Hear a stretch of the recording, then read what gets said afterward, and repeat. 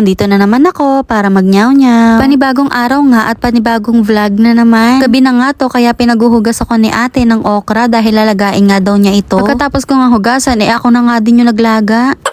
Sakto nga nung pagkatapos kong hugasan at lagain yung okra, eto nga si Kuya Ray at si ate may dalang ngang mangga. Kaya kami nag-decide kami na gumawa nga kami ng shake dahil minsan lang to dahil libre nga. Ay hindi pala to libre dahil binili rin pala to ng ate ko na murang halaga. Bulacan kasi madami ngang mangga na nakatanim doon kaya may nag-alok kay ate kaya bumili nga siya ng murang-mura. At eto nga ang okra na nabili ng ate ko mapapamura ka nga din dahil napakatigas nga nito nung pagkatapos lagain. Halos lahat nga hindi nga din namin nakain dahil napakatigas nga. Kaya ang sabi ng ate ko na bumili niyan babalik niya nga daw yan sa pinagbilihan niya. Abay dapat lang kaso kinabukasan hindi niya nga din nabalik dahil nakalimutan niya.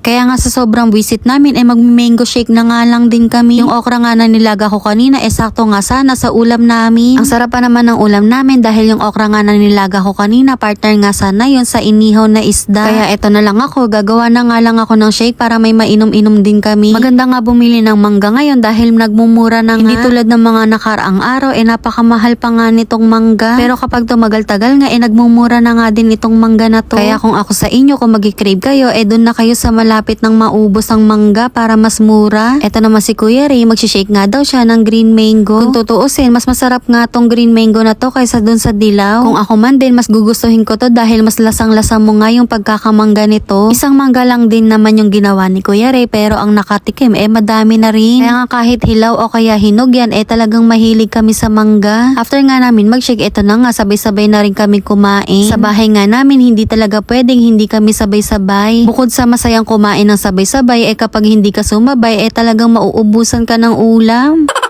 Kain tayo mga Ming. Yun lang mga Ming. Hanggang sa susunod na nyaw-nyaw ulit. Salamat!